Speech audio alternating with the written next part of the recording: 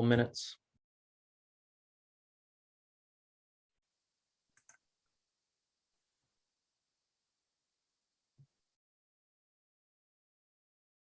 Looks like we have 37 participants.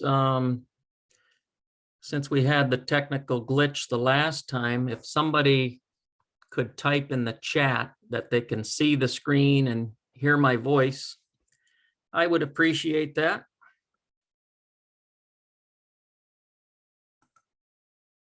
All right, good. We're live. Thank you. Going to give it another minute before we get started.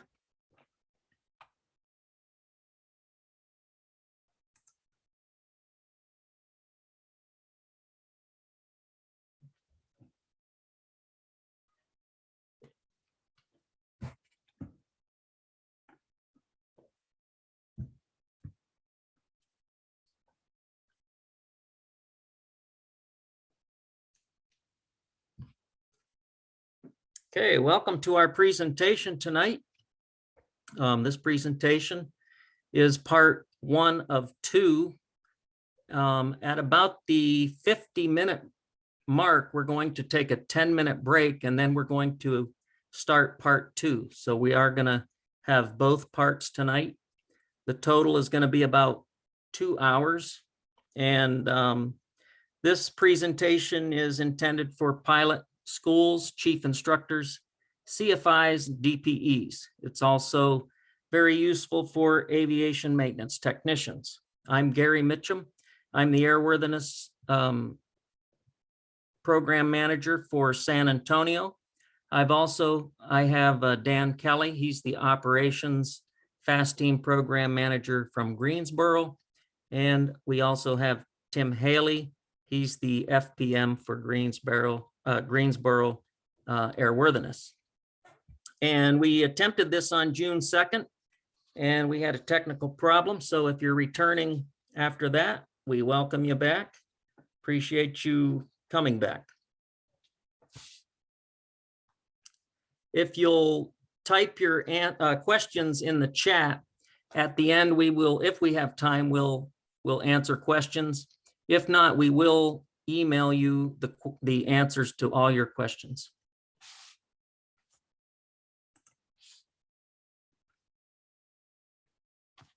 Now, tonight, we're going to discuss the question that every pilot must answer before flying. And that question is it airworthy? And what we cover tonight could literally save your life.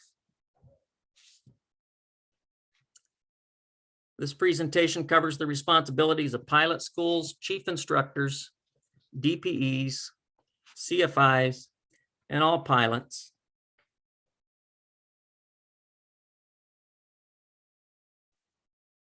As related to aircraft airworthiness requirements.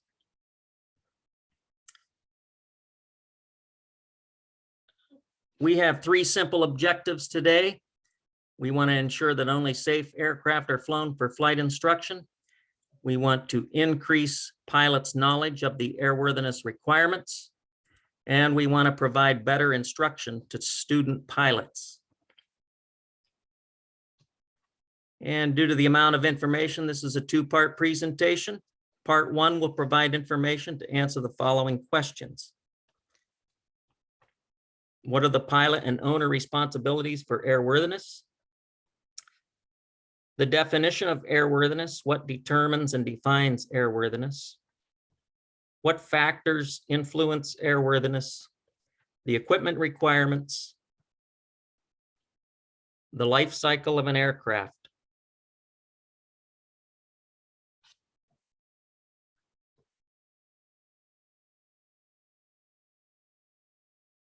We're also going to look at the aircraft maintenance requirements in part two.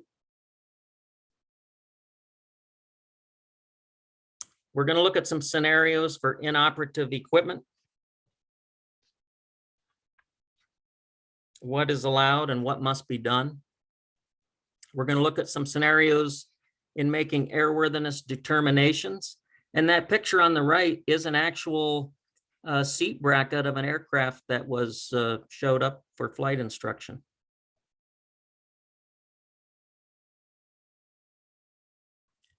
And then we're going to cover pre-flights related to airworthiness.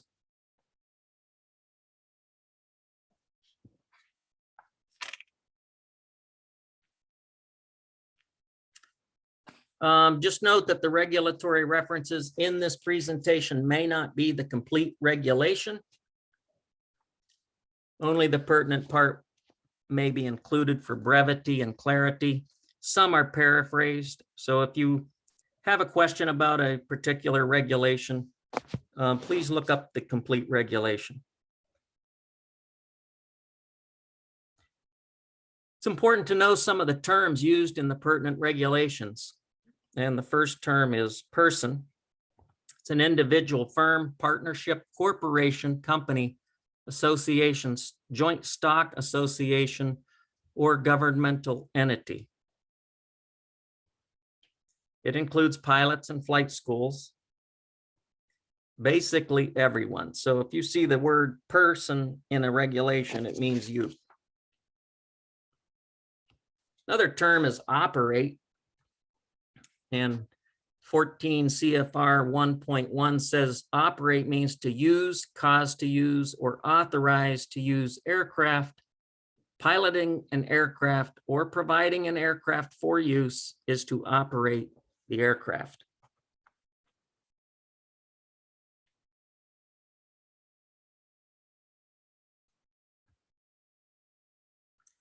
Now let's look at some specific regulations that detail the responsibilities related to airworthiness.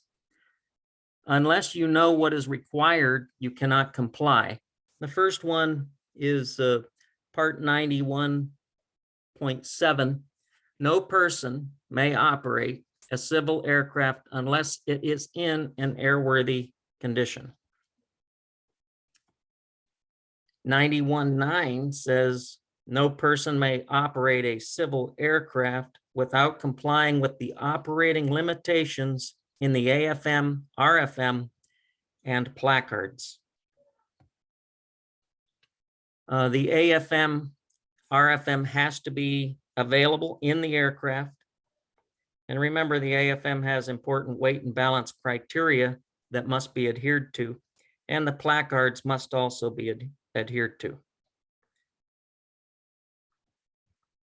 And lastly, the aircraft has to be identified in accordance with Part 45, which is basically the N number and data plate.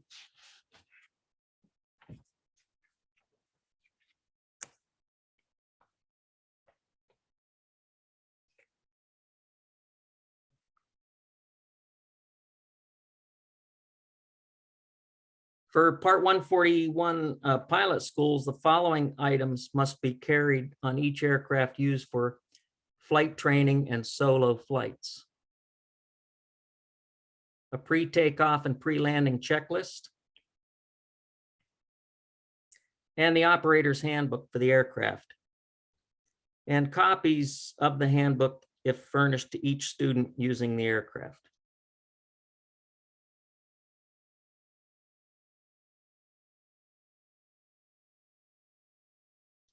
(91.203) states that these items must be in the aircraft.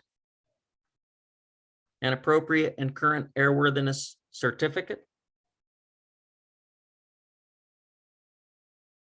And the airworthiness certificate must be displayed at the cabin or cockpit entrance so that it is legible to passengers or crew.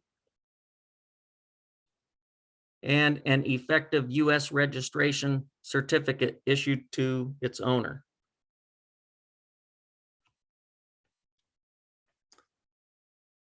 And we're going to turn it over to Tim Haley now. He's going to discuss the next number of slides.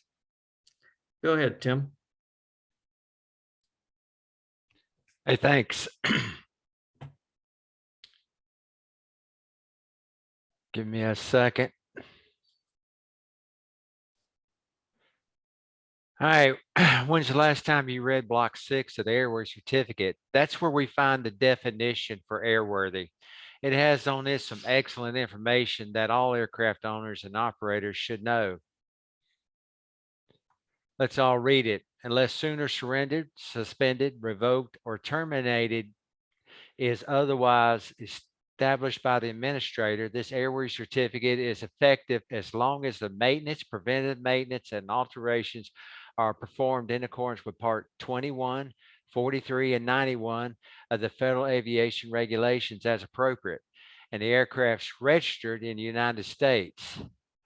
Next, we'll discuss the second element of airworthiness condition and safe operation. Some airplanes have instructions for continued airworthiness or a manual with airworthiness limitation section. Now, that airworthiness limitation section in a lot of manuals is called Chapter 4. If you go look at the Diamond POH, you're going to see a maintenance manual. You're going to see a Chapter 4 in there, and that's the airworthiness limitations. The mandatory replacement time, inspection intervals, and related procedures specified in this Chapter 4 section must be complied with. They carry the same weight in that limitation section as an AD does. So is looking in the logbook going to provide this information? No. The examples will be the logbook specifies what parts are required to be replaced and when. No will not show, and how will a pilot know? Well, one way is to develop a list or like a status sheet for that airplane. You make it available to all the aircraft users. Computer programs can be used to generate these programs. You can print it off. You could keep it in a flight book for that airplane. Some flight schools, when you go to them, they'll have a status sheet on the notebook when you pick it up that'll say, last inspection was done this date, the next AD comes due at this date, and it'll list the required limitations that are supposed to. If they don't provide you with a list like this, then how do you know as a renter if the airplane is airworthy or not?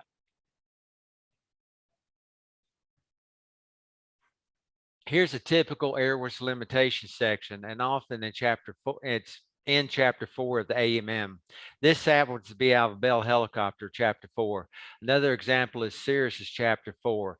That's the only part of the maintenance manual that's FAA approved. The rest of the manual is considered to be acceptable. But that section, when you start on the first page of Chapter 4, is going to say FAA approved.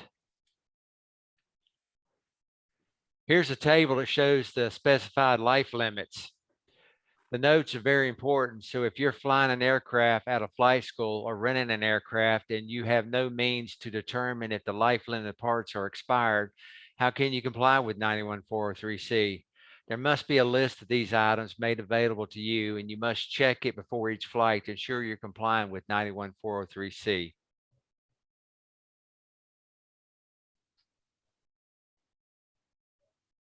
All right, 91407. After maintenance, rebuilding, or alteration, two things must occur before an aircraft can be operated. Approved for return to service, and a maintenance record entry has been made. If you know an aircraft has maintenance done and you see no log entry and return to service in the logbook, don't fly the airplane. It's not legal. You need to know who can approve an aircraft for return to service and what a proper maintenance record entry looks like. You know, that's what gets me is if there's no entry in the logbook, then how do you know it's even ready to fly? Maybe it's still disassembled. Okay, when looking at a log entry, you need to identify the work done. Could it have appreciably changed flight characteristics or operations? Either a flight test or a ground test inspection is required.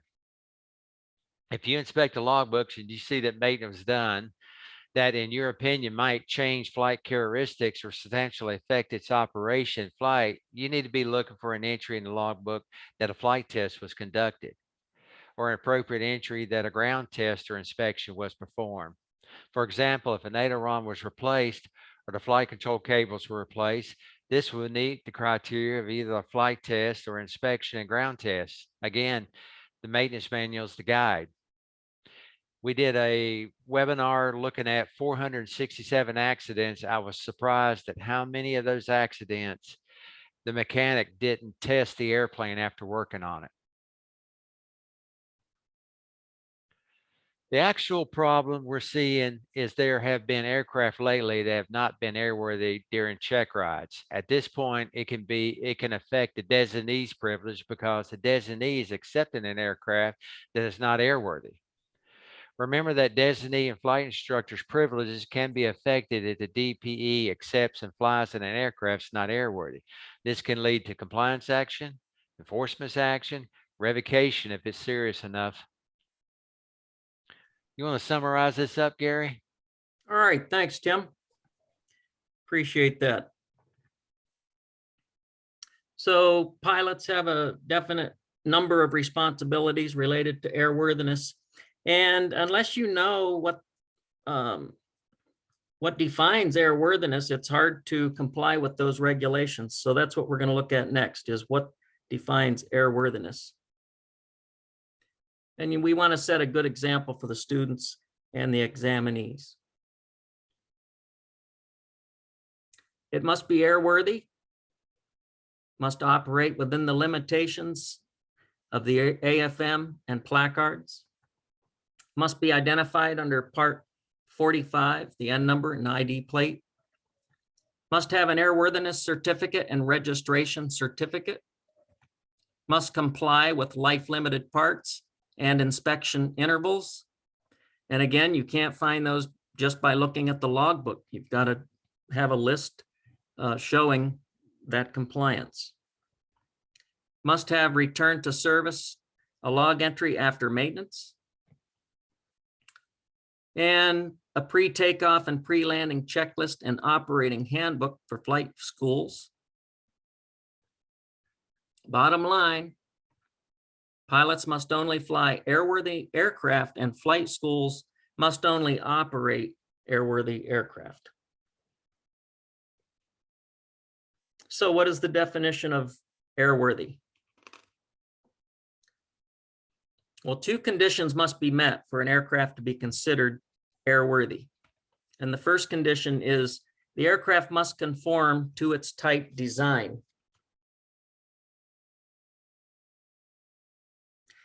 Now, conformance to type design is attained when the aircraft configuration and components installed are consistent with the drawings, specifications, and other data that are part of the type certificate, which includes any supplemental type certificates and field-approved alterations incorporated into the aircraft. The second element is the aircraft must be in a condition for safe operation. And we're going to look at both of these elements. So first, let's look at airworthiness standards. The airworthiness standards are defined in the regulations, the old car Part 3, for example, Part 23, 33, 36, depending on the type of aircraft. It's basically a list of things that makes the aircraft safe.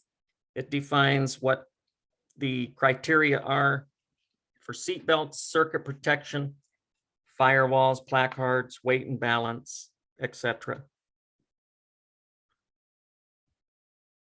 And here's our chart. At the top, we have the airworthiness standards defined by those regulations. And that is called the certification basis. And the manufacturer's type design includes the type certificate data sheet, which is kind of a summary of the type design, the drawings and blueprints, etc., even the aircraft maintenance manuals. And to show that their product conforms to the type design, they are required to prove it to the FAA when they do their testing before they get their certification. Once all the criteria are met, the aircraft is issued an airworthiness certificate and the manufacturer is issued a production certificate. Now, in the next few slides, we're going to discuss this first element of airworthiness, conformity to type design. Here is a typical type certificate data sheet. This is for a Cessna 150 series. It's about 19 pages long. Now, the data plate on this particular aircraft shows that the type certificate number is 3A21. This is a Cessna model T210N.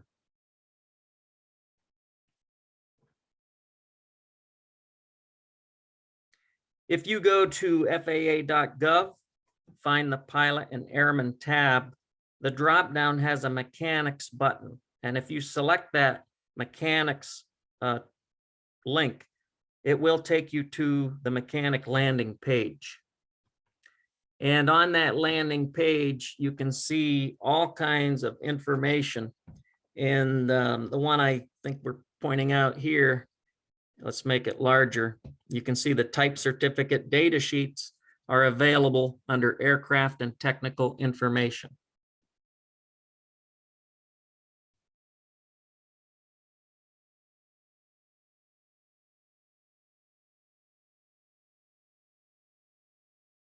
Now here's a snippet from that Cessna 150 type certificate data sheet. It's part 3 of the Civil Air Regulations is the certification basis for this aircraft.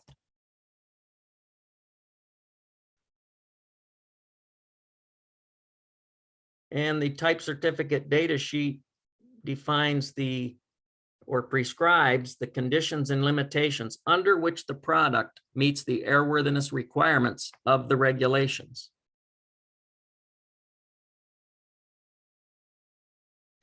It's important to note if the conditions are not met, or the limits are exceeded, the aircraft will not meet the airworthiness requirements. So here we're looking at a page out of the type certificate data sheet, and we can see, notice that the propeller is specified, the make and model of propeller, the actual diameter. We also see RPM limits, the type of gasoline, and so on and so forth. Now, suppose that this aircraft had a 70-inch Macaulay propeller installed. Does this meet the type design? Is this airplane still airworthy? Or what if something other than aviation fuel was used? What if automotive fuel was used? In both these cases, the answer is no. The aircraft would not be airworthy because it does not conform to its type design. Now, there are occasions where a supplemental type certificate can be obtained allowing these things, and then the aircraft is properly altered and it would be allowed. It would still be airworthy. Here we're seeing some airspeed limits: never exceed, maximum structural cruising, maneuvering, and so on. I know that's not a Cessna 150 airspeed indicator, but it just gives you an example of how those things are indicated in both the type certificate data sheet and on the instrument itself. Exceeding any of these limits can cause damage and make the aircraft unairworthy. So if those limits are exceeded, it should be reported and a technician should inspect the aircraft. Here we see the weight and balance portion of the type certificate data sheet. So does deviation from the weight and balance specifications affect the airworthiness of the aircraft? Well, of course it does. And here we see that if the CG is too far forward, the design of the aircraft would have insufficient elevator nose up force. And the airplane can only meet its design criteria if it's within these weight and balance limits. And usually if an aircraft is out of its weight and balance limits, it crashes.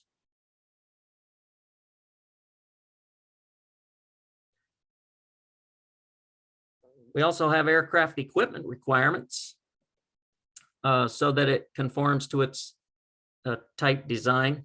An aircraft is not airworthy unless the equipment required by its type design is installed. And so you need to check the equipment list and the type certificate data sheet. Certain types of operations require specific equipment. VFR and IFR, for example, and those equipment are detailed in part 91.205.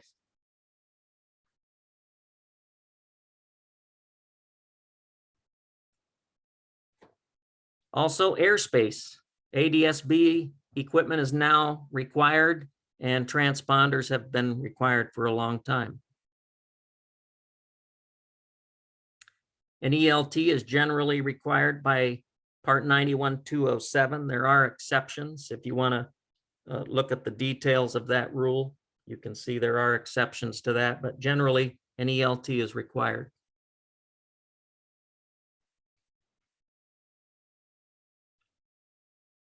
So the certification basis determines the equipment required to be installed.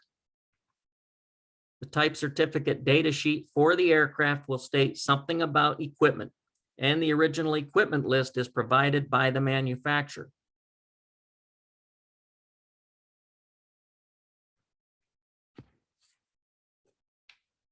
So here's a sample statement from the type certificate data sheet about equipment. It says the basic required equipment as prescribed in the airworthiness regulations, the certification basis.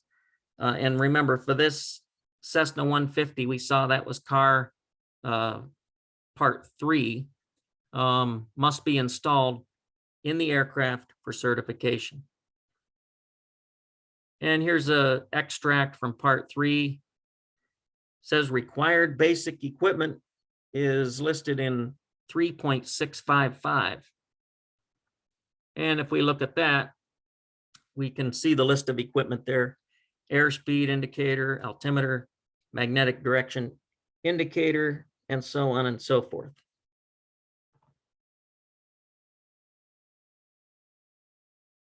If this equipment is not installed, the aircraft does not meet its type design.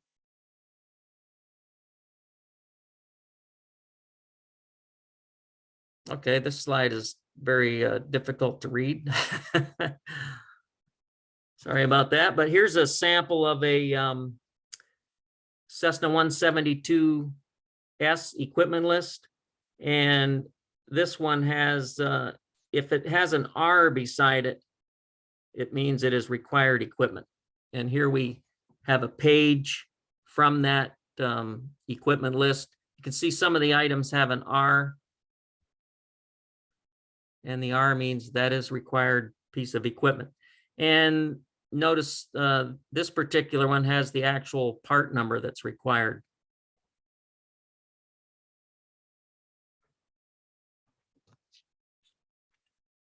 Now here's a kind of equipment list, a KOEL, and it just kind of tells the types of equipment that are required for certain types of operation. See the kinds of operation listed: VFR day, night, IFR day, and night. Notice that no VHF comms are required for VHF day and night. It says 0 and 0 are required.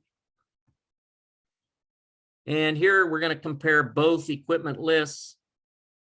On the top, we have the SNP from the comprehensive equipment list. Underneath, we have the KOEL.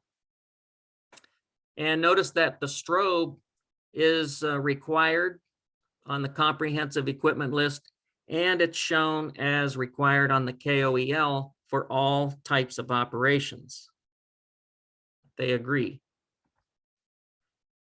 The beacon is standard equipment on the comprehensive list, and it's shown as not required on the KOEL for all kinds of operations.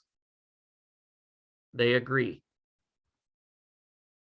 The landing and taxi light is standard on the comprehensive equipment list, but notice it is split on the KOEL.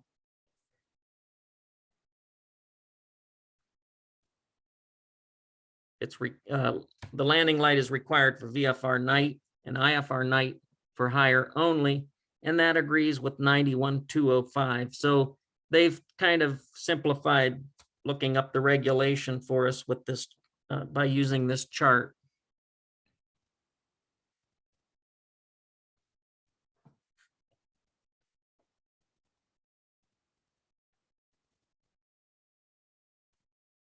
And the point is, it's best to look at both the equipment list and look at the regulation as well.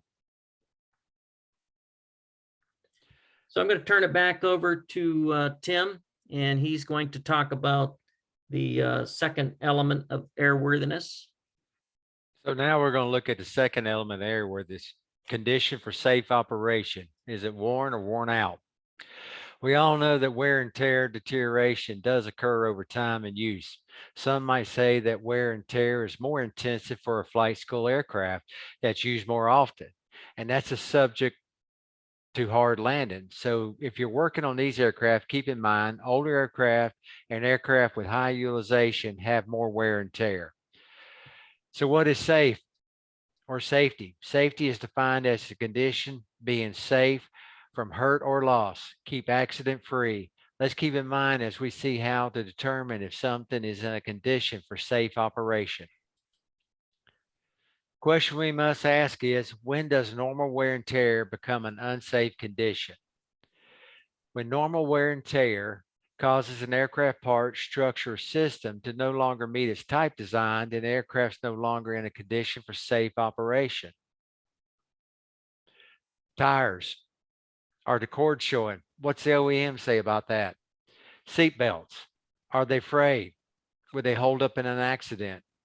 Brake pads, metal on metal. How about that disc? How thin is it?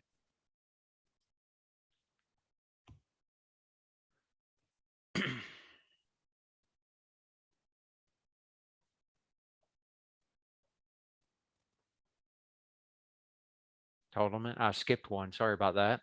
Got to clicking too quick. The question we must ask, when does normal wear and tear become an unsafe condition? We did this one already. Well, no, we didn't ask this question. This old adage that we've all heard, it's if you see something and it looks like it's an accident waiting to happen, it probably is. Yeah. All right, I'm back on. And this would be one good example. Yeah. I tell you, that's as unsafe as it gets right there. So, Yeah, if a part is likely to fail due to wear and deterioration, and its failure will cause an accident or loss, it is not in condition for safe operation, and it's not safe. okay, so here's a picture of some seats. Well, we're looking at damage right now. Yeah. What about damage? If damage causes the part to no longer meet its type design, it's no longer airworthy. Reference the manufacturer's damage limits. If damage causes the part to no longer be in a condition for safe operation, it's no longer airworthy. Here's a picture of some seats in the Cirrus observing during a ramp inspection. This picture emphasizes the word tear in the phrase of wear and tear. This might be safe for operation, but do you think as a FAA inspector would issue an airworthy certificate for this plane? Has this reached the point of an unsafe condition or nonconformist to its type design? How does this pass an annual 100-hour inspection? Here's an excerpt from Part 43, Appendix D, 100-hour annual inspection criteria. Seats and safety belts for poor condition and apparent defects. These seats do not pass the inspection. The upholstery is part of the seat fire rating. Part 23 lines out how the fire rating of the seat and interior parts for the aircraft when it's being certified. With this wear and with this amount of tearing in the seat, this aircraft no longer meets these requirements. This tire has worn beyond the limits for safe operation. How would you drive your car with a tire like this? None of us would go down a road with a square tire like this. Not in a condition for safe operation. It probably no longer meets its type design. Tires are generally smooth and round. What does the OEM say about this condition? I know Goodyear addresses this very thing in their manuals. The seat belt shows some wear and tear and is fraying. This seat belt is worn beyond the limits for safe operation. Some may say this looks like normal wear and tear, but can you be sure this will stand the G forces in a crash that are specified in the certification rules?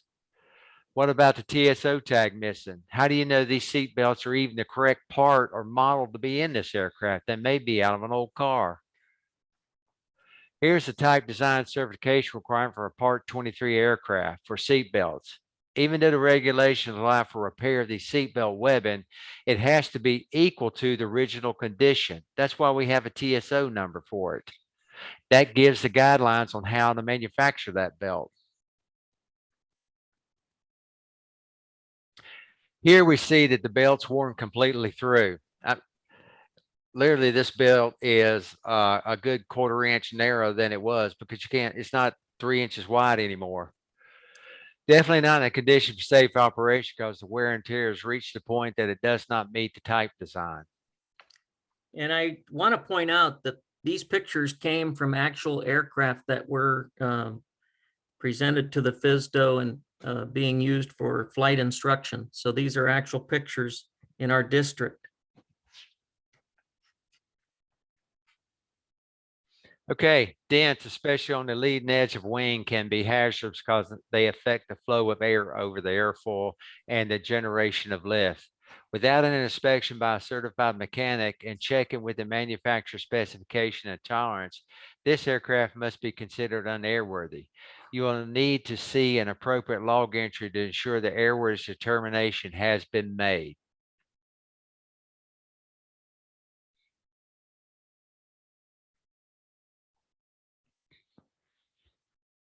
Here would be an acceptable log entry. If there's no log entry, you have no way of knowing if the dents are in tolerance or not.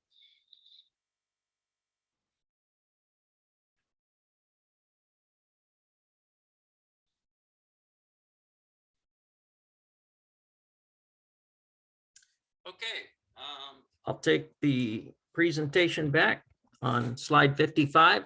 Some factors influencing airworthiness are type design changes. If it's an approved change, the aircraft remains airworthy. If a wrong part is installed, for the example we use, the wrong propeller, then it no longer meets its type design and it's not airworthy. These are examples of type design changes that can affect airworthiness. STC installed equipment is fine as long as the STC is for the model aircraft. So you want to check and make sure the aircraft is listed on the approved model list or on the STC itself. And the STC must be done properly. Keep in mind that an STC can also impose additional maintenance requirements called instructions for continued airworthiness. So there could be other inspections, for example, required for that STC installed equipment. Another change to the type design is equipment installed by an FAA 337 field approval, and field approved items must also have ICAs.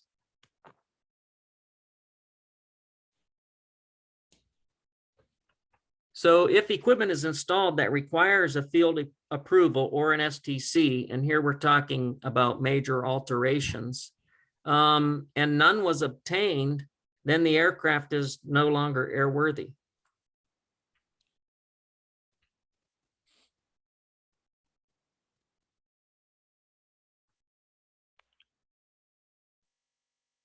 Okay, Dan Kelly from Greensboro, if you could talk about the pilot-induced factors. All right, I certainly will. Thank you, Gary.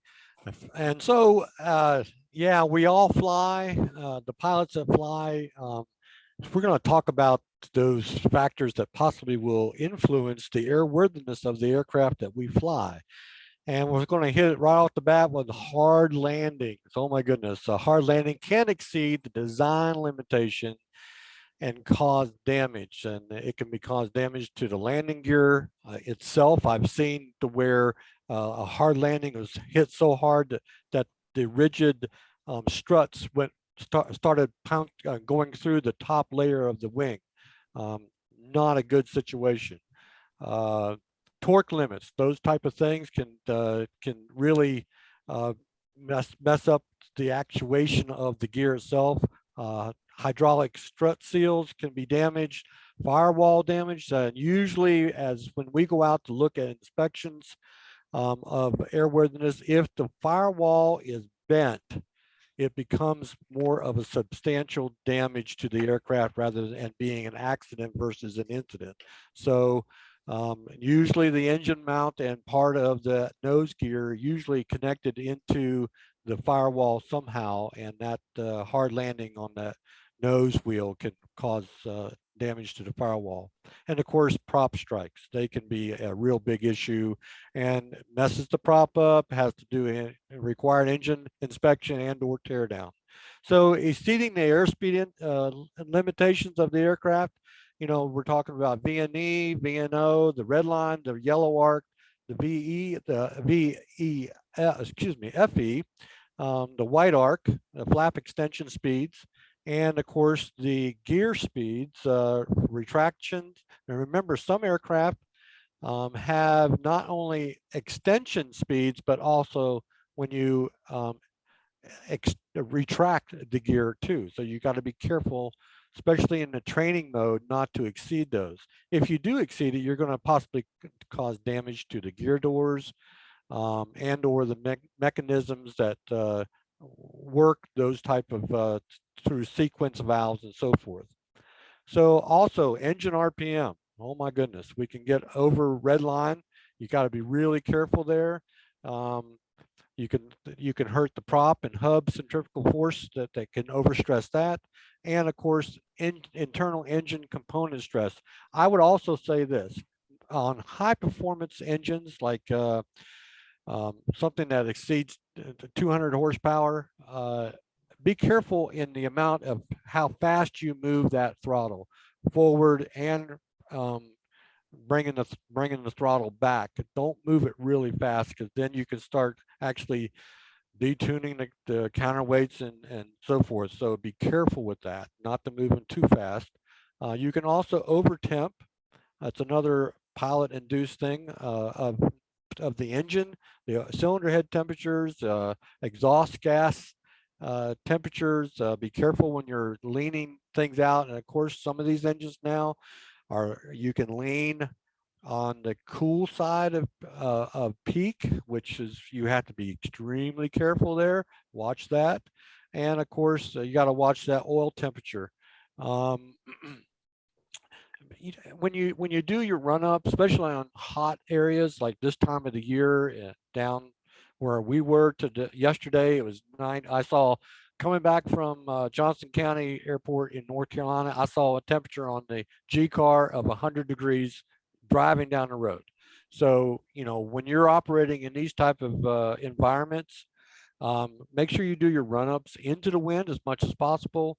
Really watch your oil temp as you climb out. If you start seeing it starting to get towards that red line, lower that nose on your climb and get some more airflow over the engine itself, because most of these are air cooled, not all of them, but most of them, and or keep that mixture enriched just a little bit.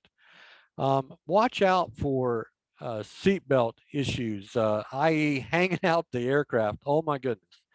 You talk about something that will beat an airplane to death, that is a seatbelt that's hanging out the door. That it's easily to happen on older aircraft. The ones that are newer aircraft, like the new 172s or 182s, they're pretty much harnessed in. But on some of the older aircraft, like an old 150 or 152, it might not have that. It can, if that's hanging out the door, it'll beat the side of that aircraft to death and cause damage that might not be airworthy. Make sure when you change the oil, use the proper oil. Be careful of hearsay additives that you hear your buddy say, yeah, I added this and it really helped. Well, is that additive approved? Or is it just some wise tale or hanger talk issues? So be careful of using the wrong engine oil. And of course, exceeding weight and balance limits. I've been on several accidents to where that has been a significant issue, and you don't want to exceed that the balance and or the weight. Okay, you don't want to have a forward CG outside of the limit or an aft CG. It can affect the absolute integrity of the flight. If you got to remember not to go over the maximal allowable weight of the aircraft. I mean, just because it might fit in the aircraft does not mean it'll haul it. And I've been on, again, several accidents that this particular airplane had a STC turbine engine put on it. And it could, because of that turbine engine, it had a whole lot more power. And the operator thought that he could load it up, and well, he did, and it ended up way out of balance and basically crashed, and sadly everybody died also in that particular one. So you got to watch out for rough landings and soft surface. We just had one here in North Carolina. A guy landed an absolute gorgeous Cub out on the Outer Banks on a sandbar, and thought that the wheels would not sink in, but certainly they did, and that thing flipped over just like you see on that picture on the slide right now. So be careful of that, or you can overstress it on some of these rough landings that, yeah, of course, you see a lot of that up in Alaska and these folks with big tires and so forth, but it does put a lot of stress. If you watch some of those videos in slow motion, it's amazing what that tire and landing gear is taking on some of these rough strips. So those are some of the factors that will influence the airworthiness of the aircraft. And now Mr. Haley is going to continue talking about the mechanic side of induced factors. Okay, so let's talk about the mechanic induced factors. Wrong parts being installed or parts installed incorrectly. We see that on the uprise right now with this supply chain shortage we've got going on right now. Guys will be like, I can't get the right part. This looks like it'll work. Let's install it. Or also unapproved parts or bogus parts, they're going to start popping up now too. We just got one on TCAS coming out of Russia. Improper torque, non-calibrated torque wrench, or didn't even use a torque wrench at all. We see this happen all the time. Improper torque on cylinder, which is down on this list, is the #1 cause of engine failures. Failure to follow procedures in the manual. Sometimes the guys don't even have the maintenance manuals when they're working on the airplane. So when you're going to a shop, make sure they've got the right manuals for that airplane. Inspection not accomplished properly. We see this a lot. A lot of guys still sign off that they inspected airplane in the course of Part 43 Appendix D. And I'm not knocking on that, but that list was generated back in the 50s, and airplanes have advanced so much since then.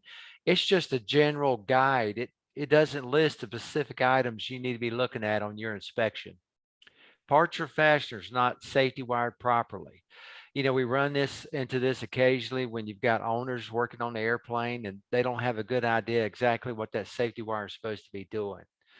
Loose B nuts, distractions in the workplace. A guy runs a B nut on by hand, gets distracted with a cell call or something, doesn't properly torque it. Engine controls improper. Cylinder torques, like I said, that's the #1 engine failure issue. Failure to accurately update the weight and balance. The airplane's so far out of CG, it won't even properly fly anymore. And these are some of the mechanic induced factors.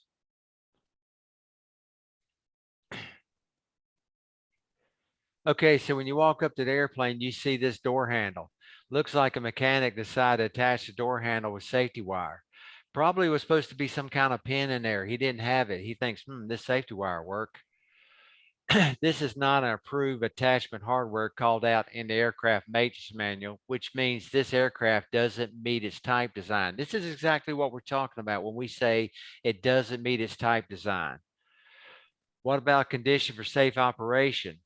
Yeah, it's probably safe to operate. The door handle's probably working, but is it airworthy? Remember two elements: conforms to its type design and is in condition for safe operation.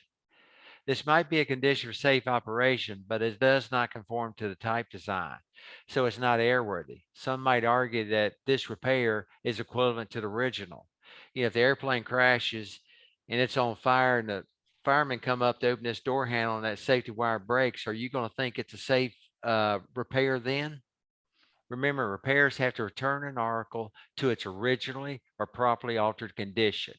The maintenance manual and IPC, as part of the type design, would be a standard for all original determination and would also be the basis for properly altered condition. But what if this was permitted? What would stop mechanics from using other parts or hardware they think is equivalent? For example, they use a nail in the place of a cotter pin. Certainly a nail probably strong enough, but it calls out for a cotter pin to be in there. It's not going to meet its type design. Incorrect hardware in the seat. We see that a lot. You know, the guys lose the seat stop pins and they think, well, this bolt, this nut, this will work. The aircraft doesn't meet its type design in this configuration. I think we're going to turn this back over to Gary. All right, thanks, Tim. Appreciate that. So in addition to pilot-induced factors and changes to the type design by STC and unapproved alterations and mechanic-induced factors, we also have environmental factors that can affect airworthiness. Some of these are salt water, blowing sand, snow loads, ice, heat, cold, or ultraviolet rays. And we've all seen the wasp nests in the pitot tubes, and you go to take off and you don't have any airspeed. There's also rain, which can cause moisture in the pitot tubes, and corrosion. These are all environmental factors.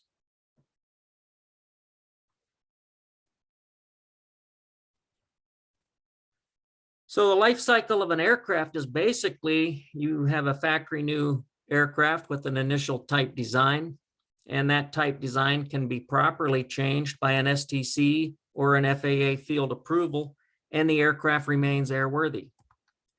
The type design can be improperly changed and the aircraft is no longer airworthy. Normal wear and tear occurs, and the normal wear and tear eventually causes parts to no longer meet their design specifications. Then the aircraft is no longer airworthy. Maintenance occurs to repair the defects and the airworthiness is restored. Inspections are done to identify and correct defects, hopefully before they fail. And life limited parts are replaced before they fail. Pilot and mechanic induced errors can affect the type design and airworthiness. And eventually the aircraft ends up in the boneyard when parts are no longer available or the lifetime limits are reached.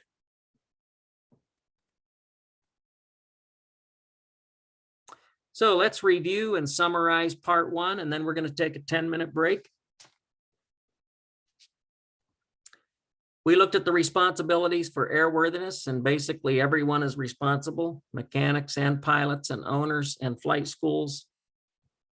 Definition of airworthiness: it has to conform to its type design and it has to be in condition for safe operation. Aircraft equipment requirements: if it's required by the type design, you'll see that in the equipment list as a required item, or in 91.205 as required for a certain type of operation like VFR or IFR, and also the airspace, ADS-B and transponder. Factors influencing airworthiness are pilots, mechanics, the environment, changes to type design, and remember we also looked at damage. And last, we looked at the life cycle of an aircraft.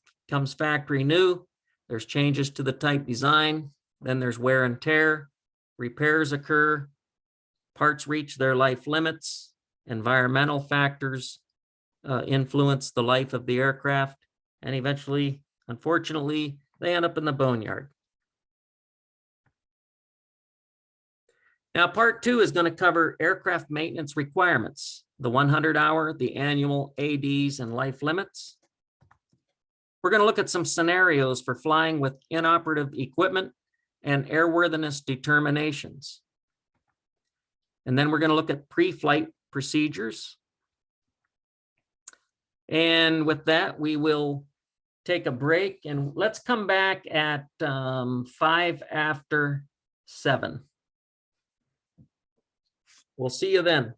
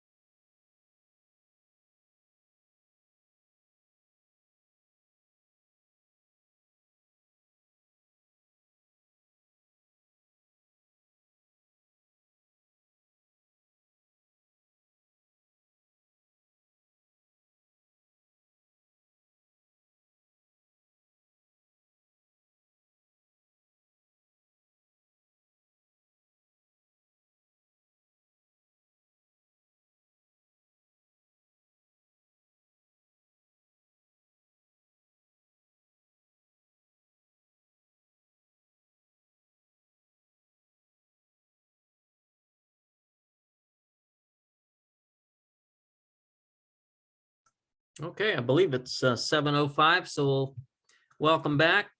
And on the screen, you should see part 2 to the presentation, Is It Airworthy? So if somebody could type in the chat and let us know that you can see that screen, I'd appreciate it. All right, thank you. Appreciate that.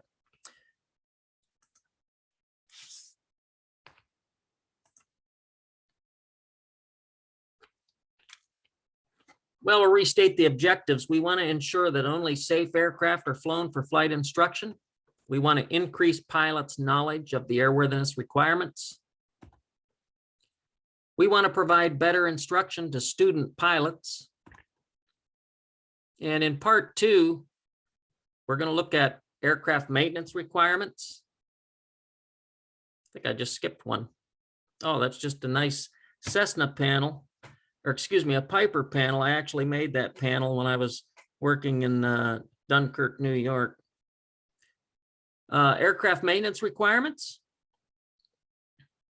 We're going to look at scenarios for inoperative equipment. We're going to look at some scenarios for airworthiness determinations.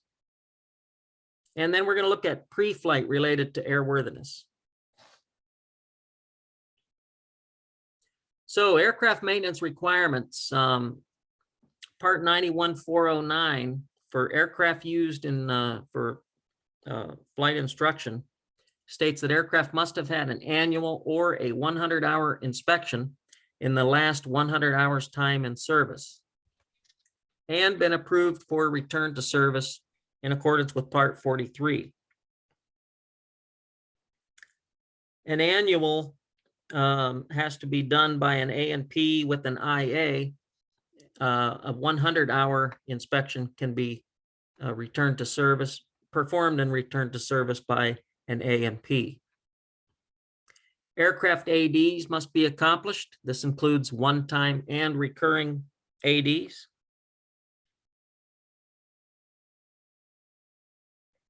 And repairs are made to maintain airworthiness as parts wear out and break.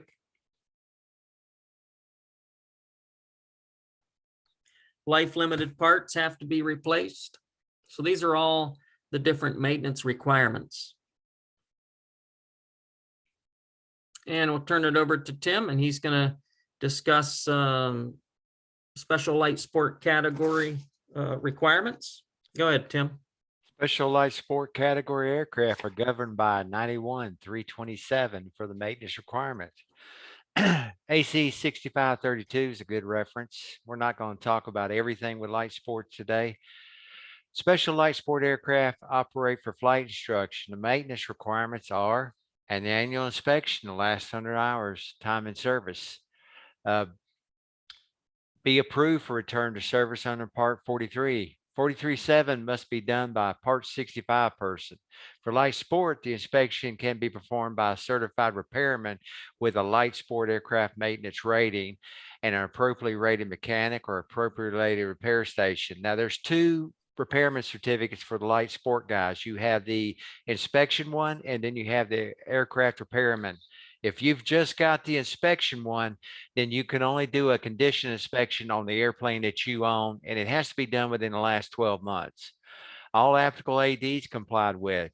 Note, now ADs are not issued for light sport aircraft, but they can be issued for the TC parts that are installed on that light sport aircraft.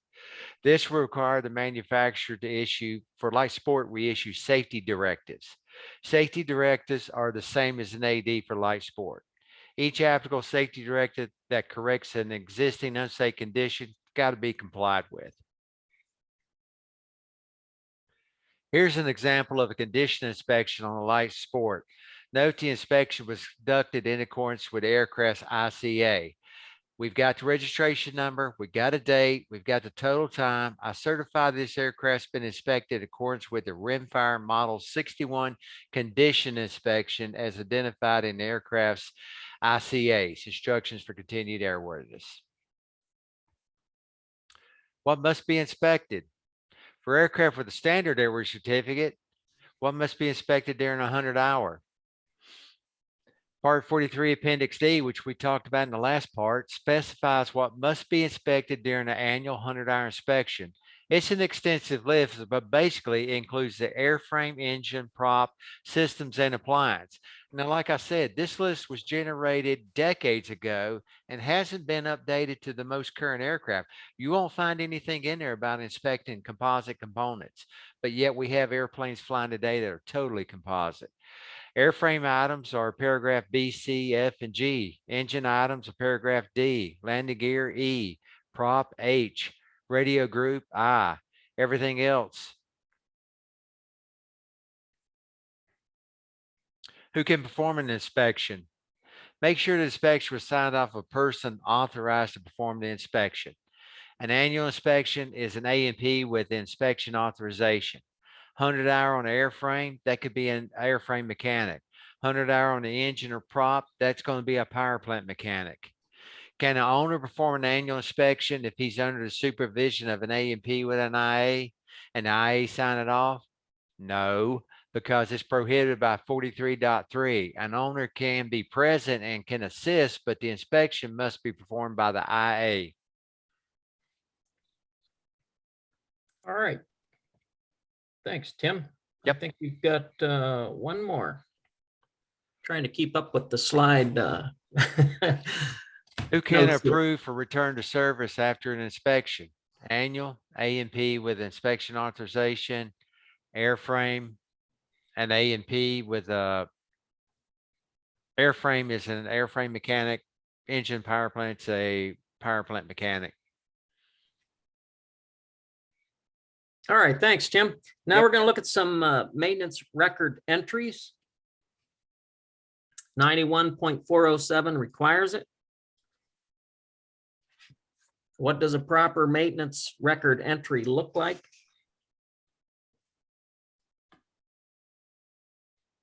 Oh, I guess I kind of jumped in on you there, Tim. Sorry about that. You can take the inspection entries. Not a problem, man. Don't worry about it. So you have to have a description of the work performed, the date the work was completed, the name of the person who performed the work, the signature and certificate number of the person approving the work. And here we have a sample. And is this a good maintenance record entry? Well, we have a description of the work performed, changed the oil, removed and inspected oil screen, reinstalled in accordance with the Lycoming service manual. We have the date the work was completed. We have the name of the person who performed the work, the signature and certificate number of the person approving the work. So yes, this has all the elements. This is a good entry. Hey, Gary, let me add one thing to this slide. On step 2 there, he says reinstalled in accordance with the Lycoming service manual. So reference to approved data or acceptable data is also meets the requirement of description of the work performed. So if you're doing a big task, you don't have to list out 35 different tasks. You said, I did this in accordance with the service manual, the service bulletin, and that meets the requirements of the description of work without getting into a 3-page long logbook entry. Thanks, Tim. You want to take the inspection entries? Sure. Let me take it. So is this a good maintenance record entry? A description of the work performed. Yes, it says changed oil, added 8 quarts of 50 weight, removed an inspection screen and reinstalled in accordance with the Lycoming manual. There we go. Note it referenced acceptable data, so we don't have to list every step. Date of work was accomplished. Yes, it says April 21st, 1998. Name of the person who performed the work. Yep, it's done by I'm a good mechanic. Hey, Tim, I think we got a little off sequence on the slides and I did, and didn't the I? notes. So let me jump in here at the Go ahead, take it 13. right there. Okay. Part 4311. These are what's required for an inspection entry. The type of inspection and a brief description of the extent of the inspection, the date of the inspection, the aircraft total time in service, and the signature, certificate number, and kind of certificate held by the person approving for return to service, and the following or a similarly worded certification statement such as, I certify this aircraft has been inspected in accordance with XYZ inspection and was determined to be in airworthy condition. So where is the inspection log entry made? The entry would be put into the airframe logbook. If the aircraft has a propeller log and an engine log, the entries would be made in those logs, because 4311 states that you'll make an entry in the maintenance record of that equipment. So now, is this a good inspection record entry? We've got the type of inspection and a brief description of the extent of the inspection, but it's it just says inspected aircraft, doesn't really tell us what type of inspection. It has the date. It has the aircraft. It does not have the aircraft total time in service. It does have the signature certificate number and the kind of certificate. And there is no certification statement. So this one was pretty easy to see. This is not a good entry at all.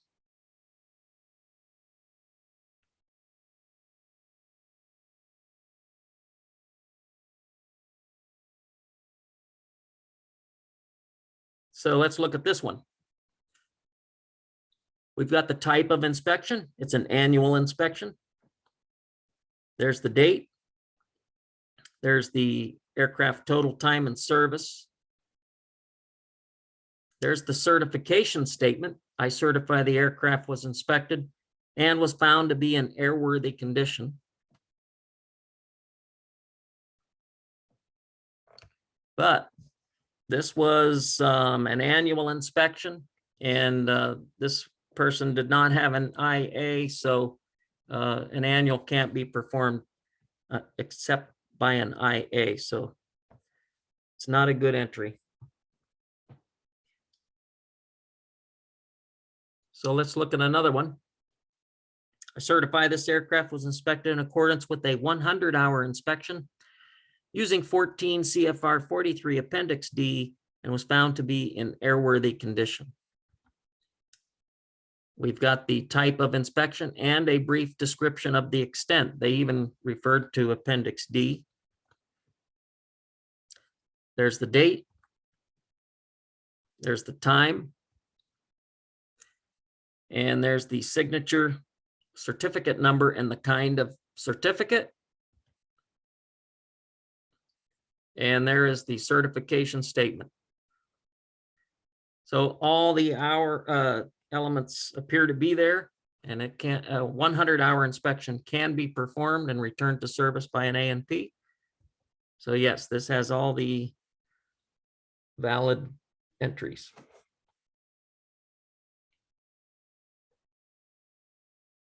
So let's say that there are some discrepancies discovered during an inspection. So what happens? 4311 requires a discrepancy list to be provided to the owner for unairworthy items. This protects not only the technician who performed the inspection, it also informs the owner of the discrepancies. Now remember the responsibilities. No person may operate an unairworthy aircraft. So if a pilot is given or an owner is given this list of discrepancies after an inspection, they either have to ferry it, fix it, or they can follow 91.213 for removal, deactivation, and placarding. And we will look at that in a little bit. Here's an example of a log entry when discrepancies were found. Notice there is no approval for return to service. They're only certifying that the aircraft has been inspected and that a list of discrepancies was provided to the owner. Here's an example of a letter that might be given to the owner or a list. just explains what the unairworthy items are.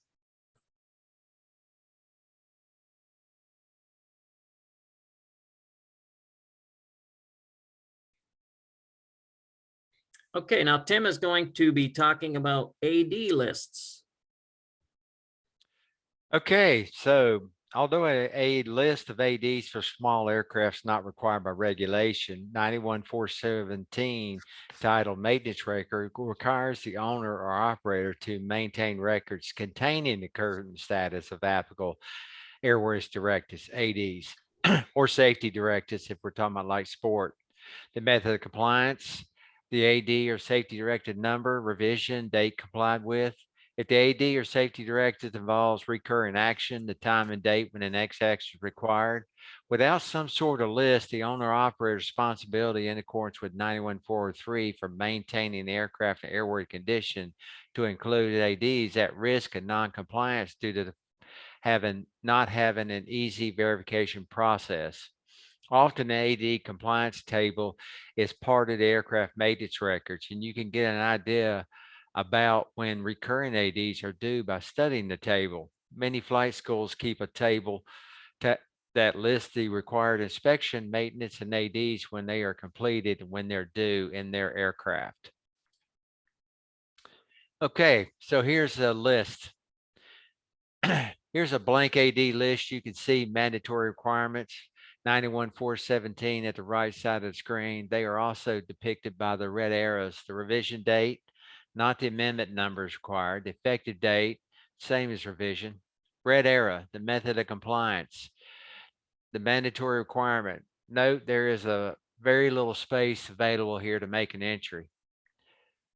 For recurring ADs, it's mandatory to track the next due date and the hours. The AD compliance due date or hours is very useful to track so the AD is accomplished on or before the next due time. Because once you pass that due time, it's a hard down. This is not like an inspection where you get a 10% overrun.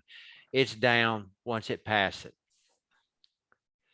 All right, the date of compliance and airframe total time at compliance shown by the purple arrow should be recorded because they help locate the log entry where it was accomplished.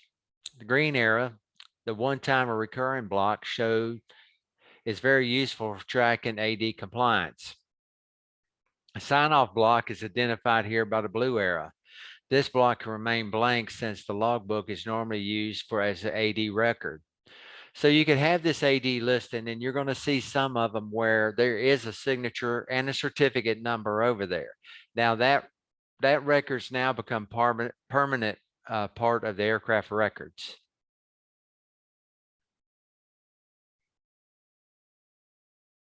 Yeah, and a lot of times you'll see if they do just make the entry in the logbook, you'll see C logbook in this block for the actual sign off of the AD.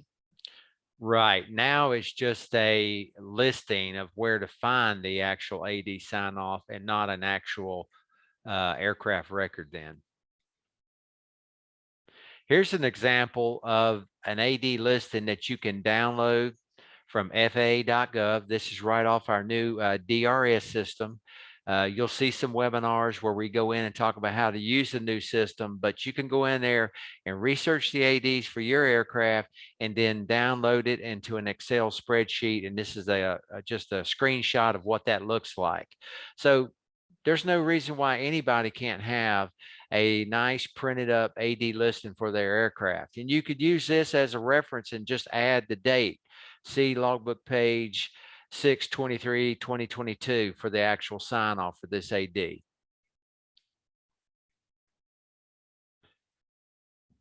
Typical AD listing. This is probably what you'll see in the field. Note it lists the AD number, the date, the hours of compliance, method of compliance, recurring or not recurring, the next due.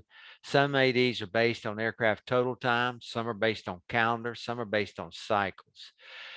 This is not a complete list. This looks like a typical off-the-shelf, either by ATP, Mechanics Toolbox, or one of the other services. They provide an AD list and it looks a lot like this.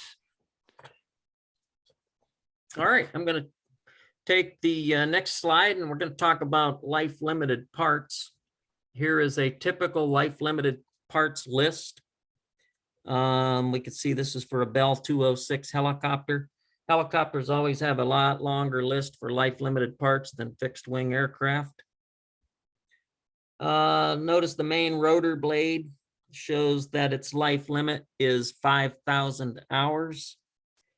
And the aircraft hours at install were 0. 5,000 minus 2104 equals 2895.3 time remaining, and that's in the yellow block over to the right. So that's the remaining life on the part.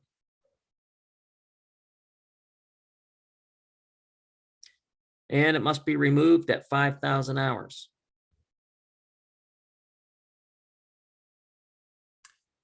So now, can I fly with inoperative equipment? That's what we're going to look at now, because there are provisions for flying with inoperative equipment. So let's dig into that. It all depends.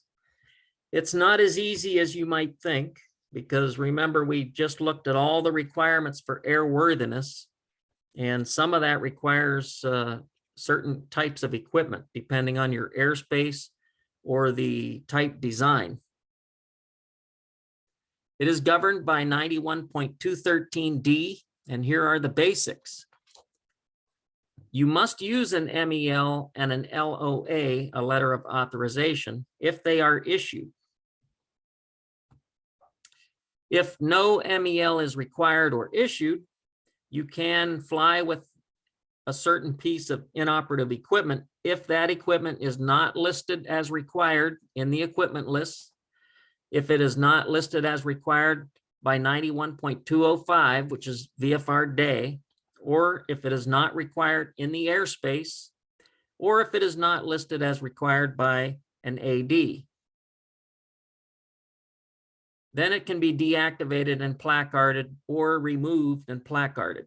But if you remove it, make sure you update the weight and balance.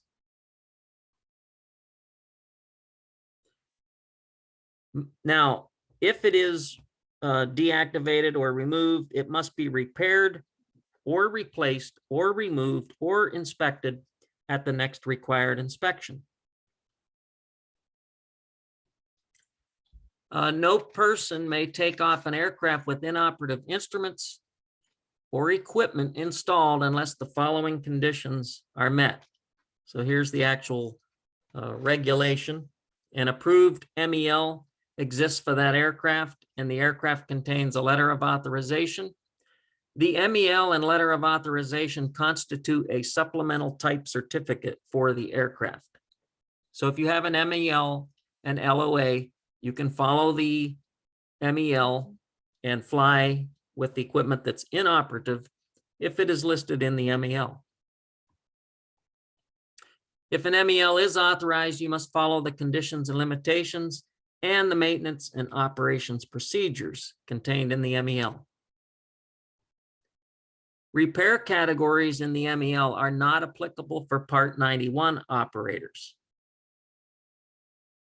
but repair provisos are applicable for Part 91. For example, if it says within 3 flight days, then you have to have it repaired within 3 flight days. Use of the MEL is mandatory.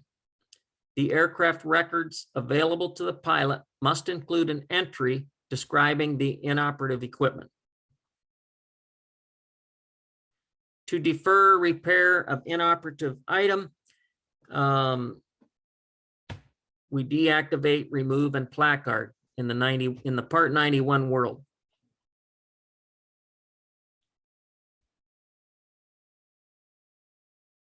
Which is basically the same as the 91.213D provision. It must be repaired, replaced, removed, or inspected within the proviso-defined repair interval period or at the next required aircraft inspection, whichever comes first.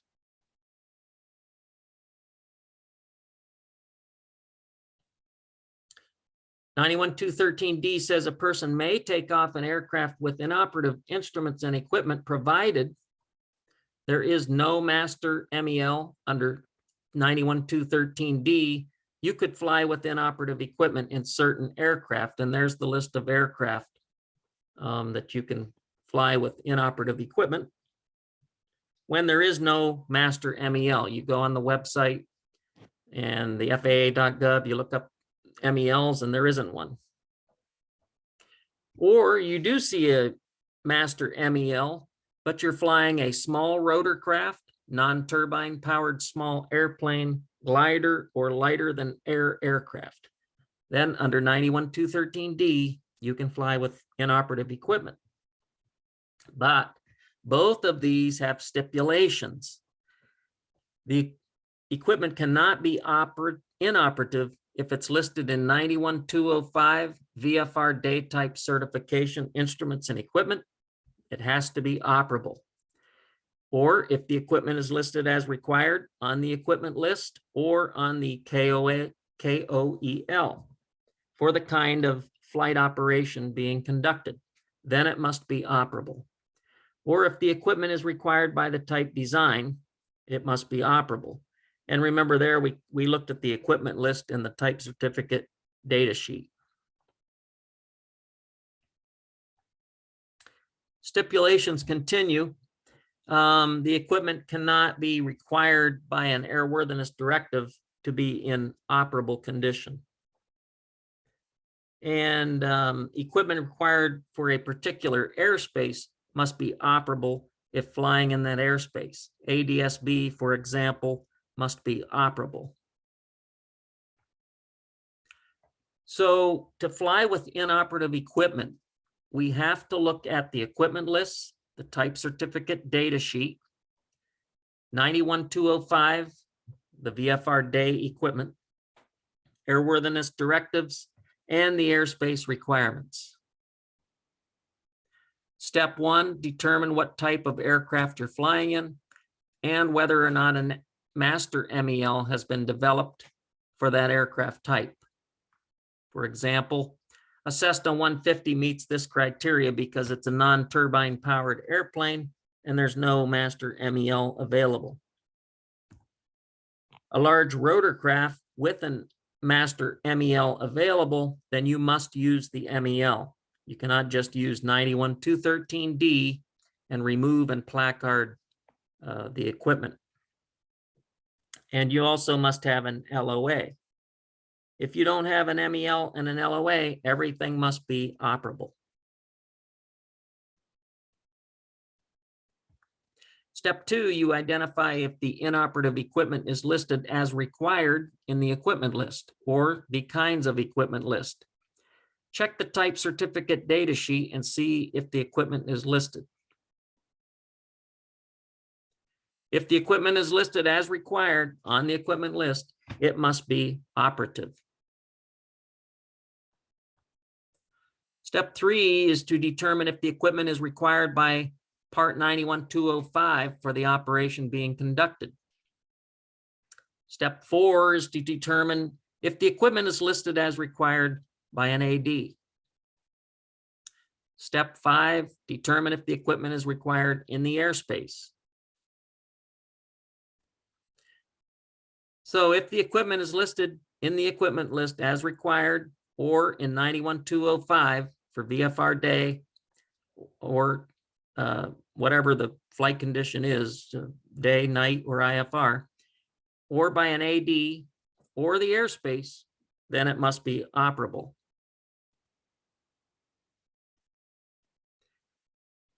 And according to 91.205A, the aircraft must contain the equipment and it must be operable. It can't just be there, it has to be working. And this means you cannot remove and placard or deactivate and placard.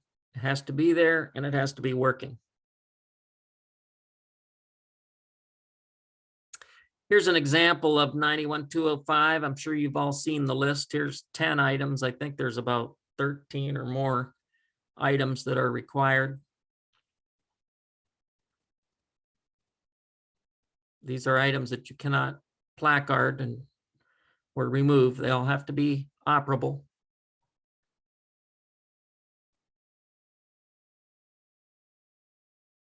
What about inoperative ADSB? Well, since ADSB is required now, pretty much anywhere a transponder is required, you have to make a deviation request through the FAA's ADAPT online portal. And the aircraft must be equipped with an operational transponder and operational altitude encoder, mode C, or you can't even make the request. The request must be submitted no more than 24 hours before flight and no less than 1 hour before flight. And you can find it if you type FAA ADAPT in the Google search, and you'll come to that link, ADSB Deviation Authorization Pre-Flight Tool, and you can make your request. So if all the criteria are met, you can remove or deactivate equipment. And it can be flown with the inoperative equipment. If the equipment is removed from the aircraft and the cockpit control is placarded and the maintenance, if any, is recorded in accordance with 43.9, or the equipment is deactivated and placarded inoperative. If deactivation of the inoperative instrument or equipment involves maintenance, it must be accomplished and recorded in accordance with Part 43.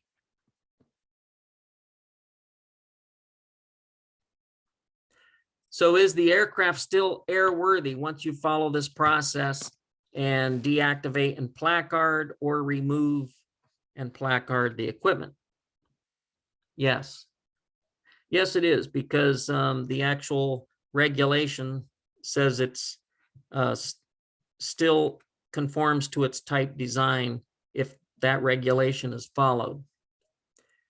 And it also, the regulation requires the pilot or a certificated mechanic to make a determination that the aircraft is in condition for safe operation. I think it's written right into the regulation. Yeah, and there it is, 91.213 D4.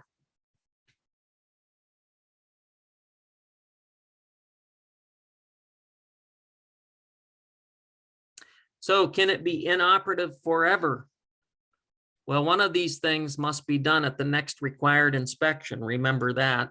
In 91.405 D, it says it has to be repaired, replaced, removed. Can it be removed permanently? Yes. If it met all those criteria, it can.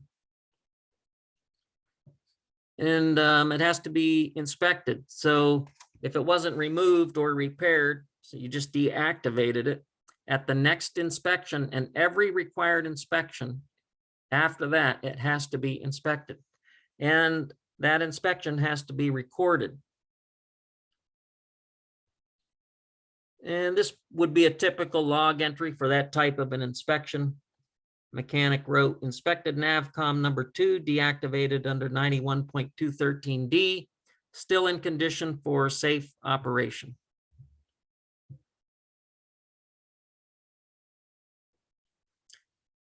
So.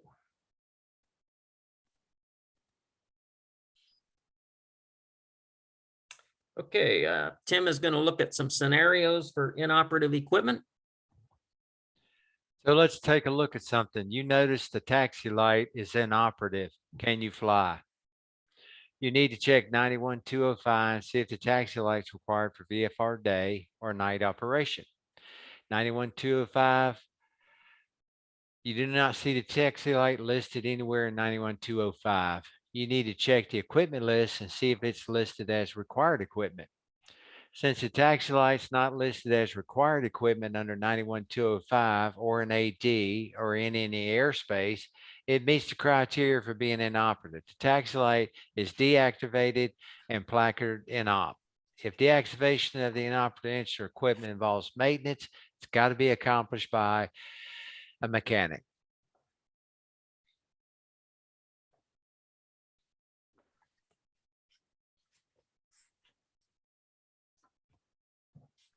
The standby attitude indicator is inoperative in a Cessna 172, but the Garmin PFD works perfectly fine.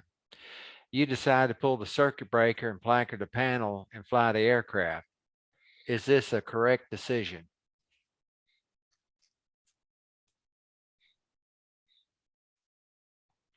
Nope, bad decision, because the standby attitude indicator is listed as required equipment and it must be installed and operational. You can see it right here. It's got an R beside of it. So that means it's required equipment. So there's no flying under 91213D for it.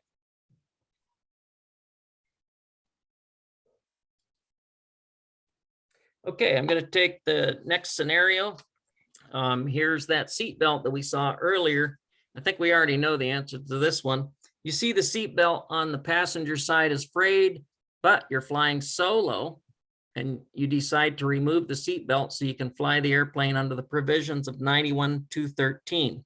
You make a log entry and you take off. Was this permitted? Well, here's the regulation. The seat belt cannot be removed because 91205A prohibits it. It must contain the equipment listed and it must be operable. And if we look at 91205B, that list of items, and for VFR day, item number 14 has this statement. And the seat belt is most likely also listed as required equipment as well. Scenario number 4. That is, trying to see who's covering this one. I think it's you. Okay. This is, you arrive at a Cessna 172 and the original airspeed indicator needle is broken. The airplane has an Aspen EFD 1000 installed by STC, which has an electronic airspeed indicator. So you should be good to go, correct? Can we placard the mechanical airspeed indicator and fly? Well, let's look at 91213. There's no MEL, so 91213 applies for placarding and removal or deactivation if all that criteria that we looked at are met. Is it required by 91205? So we'll start going through our process. Yes, it is required. There's the airspeed indicator. It's the first item on the list, but we have an electronic airspeed indicator. How about type design? Is it required equipment? Then we have to look at the equipment list. Here's the equipment list. Oh, and we're shot down because we see the airspeed indicator, and they even list the part number, is required.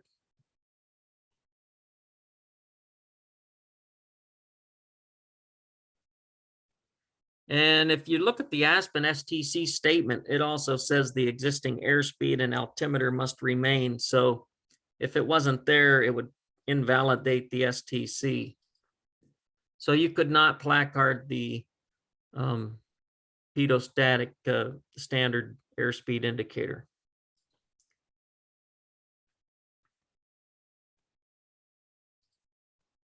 So let's review the inoperative equipment and how to, if we can fly with it or not. Remember, it's governed by 91213. If you have an MEL and LOA, they must be used. If the equipment is not listed as required in the equipment list or the type certificate data sheet, if it's not listed as required by 91205 or in the airspace, about all we're talking about as far as airspace is ADSB and transponder. Or if you're navigating, you have to have the equipment for navigation. Or if it's not listed as required by an AD, it can be deactivated and placarded or removed and placarded, but it must be repaired, replaced, removed at the next inspection.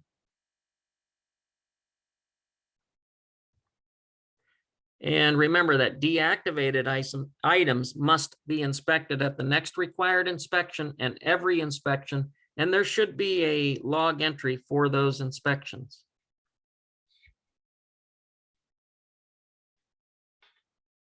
So airworthiness determination, scenario 1, and I believe this is Tim. Me. Go for it. You arrive at the airplane and review the log entries. You see the airspeed indicator was replaced. You look at the new airspeed indicator and you see this airspeed indicator. Is it okay to fly? Nope. This airplane is not airworthy because the airspeed indicator does not have the required range markings listed in the certification of basic part 23. Doesn't have the green arc, doesn't have the yellow arc, doesn't have the red line.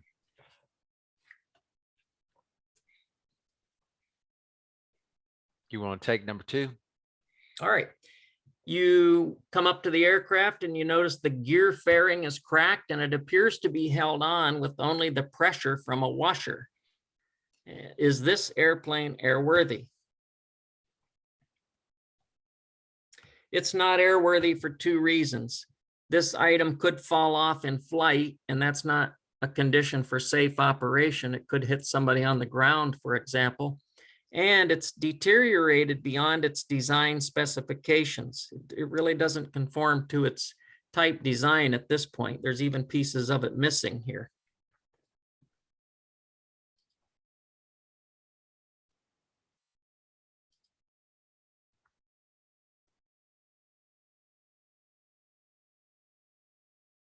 This is, you notice that the pitot tube doesn't look too healthy, and boy, have we all seen these things.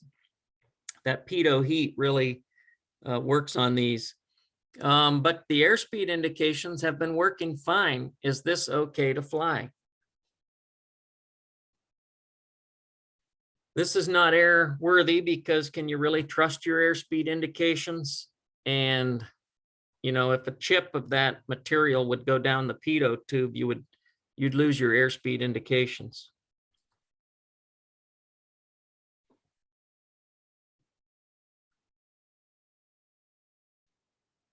And now we're going to have Dan talk about pre-flight inspections. All righty, thank you so much, Gary. We're going back to the regs.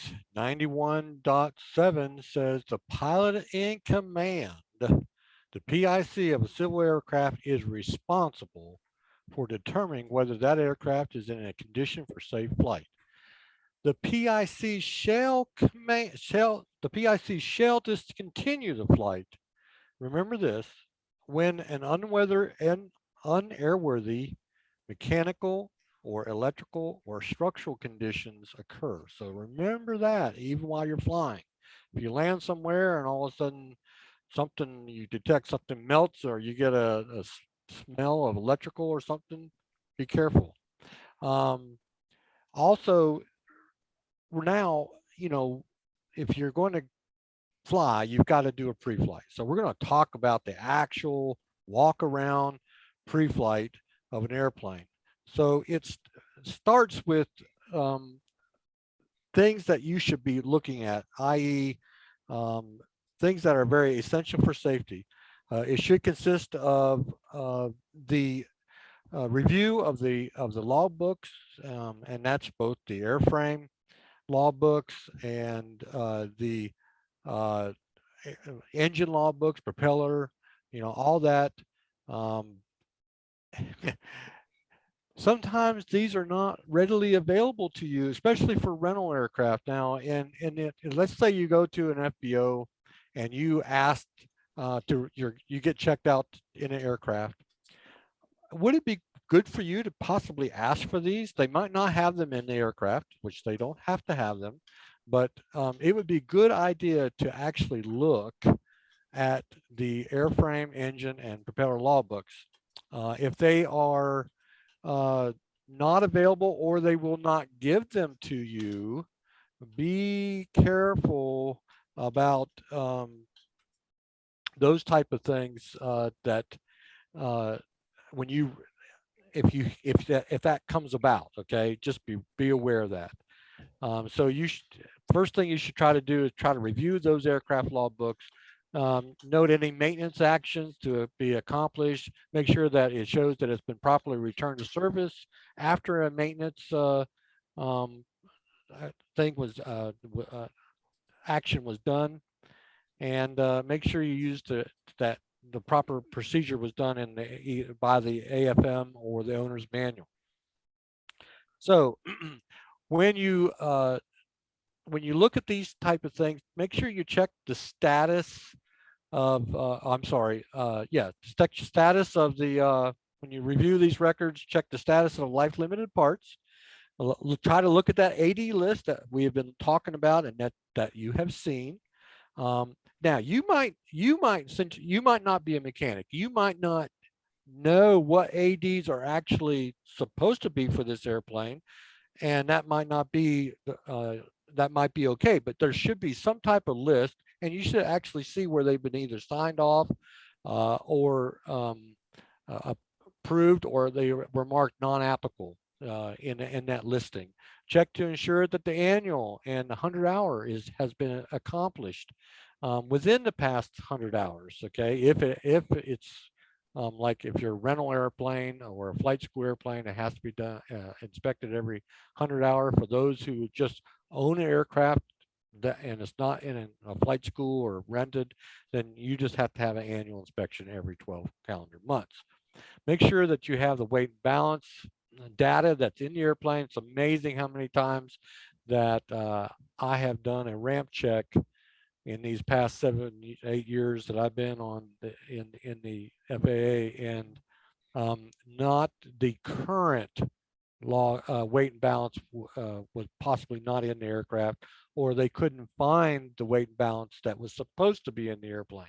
So make sure it's in there, make sure it's operating under the max allowable weight for the aircraft, and that's what that MAW means. All right, so as you start your walk around, this is one of those things as a pilot that I've seen some people not do just because, well, it's my airplane. I know the condition that it is. Okay, all right. Be very careful with that type of attitude. When you walk around those airplanes, just make sure it's in a condition for safe operation, and it does conform to the type design like it was supposed to.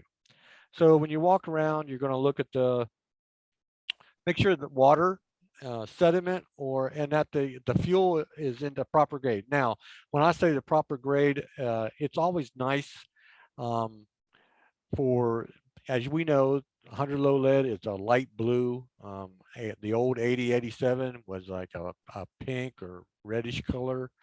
If it's a turbine aircraft, it's going to have almost like a straw looking water looking fuel. But when you look at when you actually test for your water in the, make sure you sump the tanks. Okay, bottom line, make sure you sump it. If it's really clear and it doesn't have a tint to it, woo, watch out, it might be just water. Okay, so make sure. Hopefully everybody knows what water looks like. If you test it, it's going to look, it's not going to float, it's going to sink to the bottom. Okay, water is heavier than fuel. If there is sediment in the fuel, keep sumping until you get that sediment clear, and then that no more shows up. And make sure it's the proper grade. Put it up against something white on the aircraft. It should have, if it's supposed to be 100 low lead, it should have a light bluish look to it. Okay, so be real careful with that. Fuel leaks. Within limits, well, okay, yeah.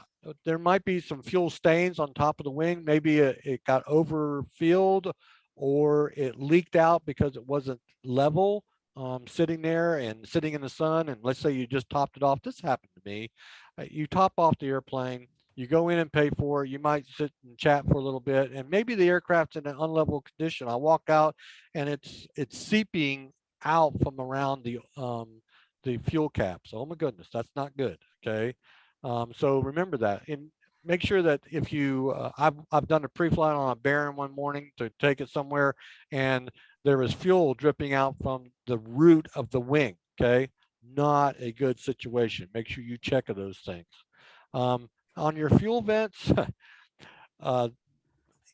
Make sure you check for mud daubers. That's a good southern. We have a lot of those here in the South, and they love to get in these little areas and build mud nests. Okay, or spiders. I've seen spiders get into the fuel vents and build nests and so forth. So make sure they're completely unobstructed. When you walk around and do your pre-flight inspection, make sure you're checking your trim tabs, make sure they're movable, make sure they're safetied if they're connected, where they're connected, all your flight control surfaces, make sure they're appropriately safetied and that they move without a lot of, resistance, okay? When you're checked your elevators, this is something I'm learning more and more about when I fly a lot of tailwheel airplanes, and make sure you're for the elevator. I always take both elevators in my hand and try to move it and see if there's any play between the two. I always do that, and so that's something really important to look at. Freedom of movement and travel. Make sure you check that. Make sure you're moving in the right, especially if it comes out of maintenance. Oh my goodness. If they've removed a wing for some reason, or the wings were removed, or any type of, let's say you had the control surfaces resurfaced or repainted, well, they put them back on. Well, make sure that they were put on correctly. Think about it. If you move them, if you move it one aileron, it should move in the opposite direction, and just sit there and think about, is that the right way? Okay, if I'm flying, is it going to bank this way? Think these three things through. Look at your tires. We've already seen a great example of scalloping. That nose wheel was terrible looking. Make sure there's no thread. Make sure flat spots, especially school airplanes. Oh my goodness. They can flat spot a brand new airplane, a brand new airplane wheel tire in one landing. Okay, and all of a sudden you go out and you taxi out and you feel this boom, boom, boom. Okay, you might want to stop and look at it. That flat spot might have been on the bottom of the tire when you did your walk around. That person who might have known who did it, maybe he parked it that way so no one would see it. I don't know. I've been around that before too. No, they wouldn't Yeah, do that, would they? yeah, they would. Okay, make sure your tire pressure is good. Make sure you're not sitting there low. If it looks really squatty and it doesn't have a lot of weight in it or anything, well, maybe that tire pressure might be a little low. So when you look at your brakes, make sure you look at your actual linings of the brake pads. They should be somewhat even on each side of the disc. Okay. Now sometimes the entire one might be a little bit thinner than the other, but they should be somewhat about the same.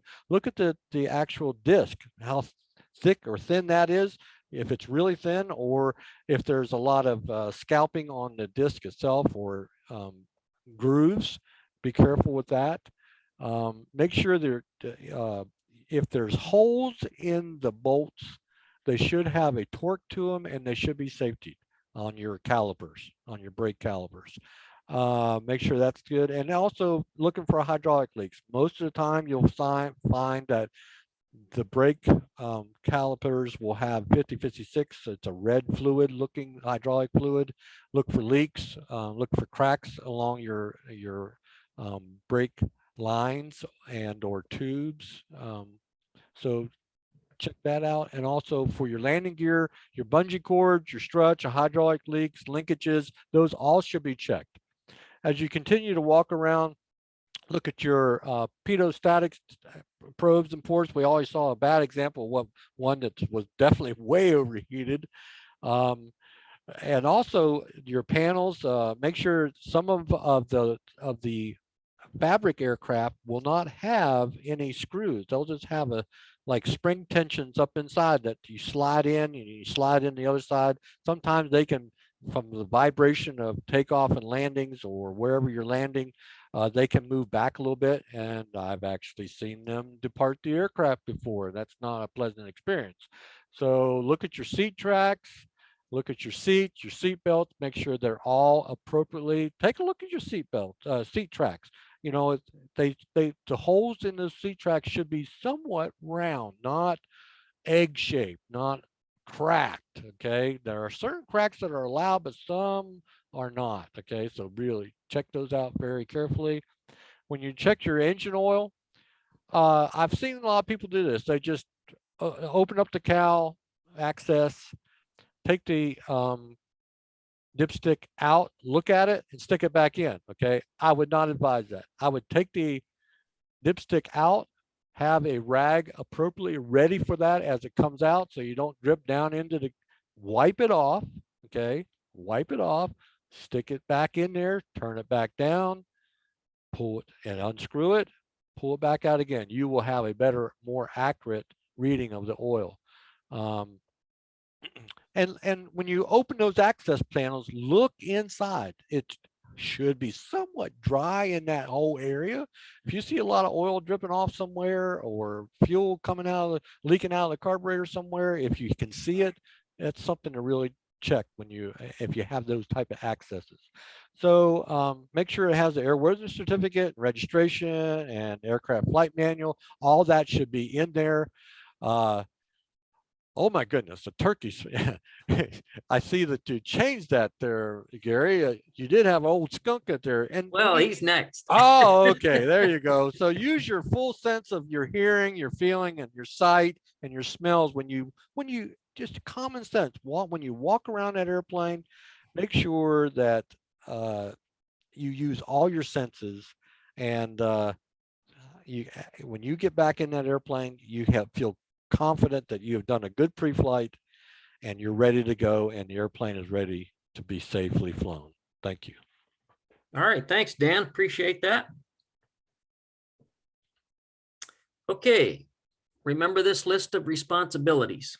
It must be airworthy, must operate within the limitations of the AFM and the placards, must be identified under Part 45, the N number and ID plate, must have an airworthiness certificate and registration certificate, must comply with life-limited parts and inspection intervals and airworthiness limitations, must have a return to service, a log entry after maintenance, and the pre-takeoff and pre-landing checklist and operating handbook for flight schools.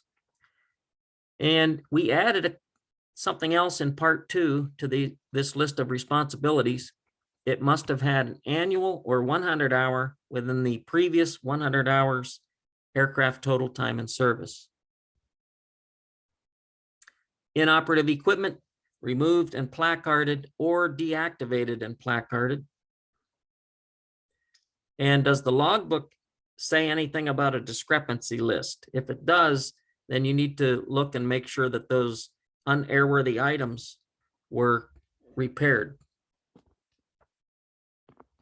So let's review. We looked at aircraft maintenance requirements. We looked at some scenarios for flying with inoperative equipment. We went through the whole process on how to do that, whether it's allowed or not allowed, depending on the equipment and the airspace and the type of aircraft. We looked at some scenarios for airworthiness determinations. And we looked at the pre-flight related to airworthiness. And I encourage everybody to go to FAAsafety.gov and look at the tabs across the top. You can create an account if you don't already have one. I'm assuming most of you do. And across the top, the tabs, if you look under the maintenance hangar for technicians, or the pilots tab for pilots, gives you all the information about the wings program.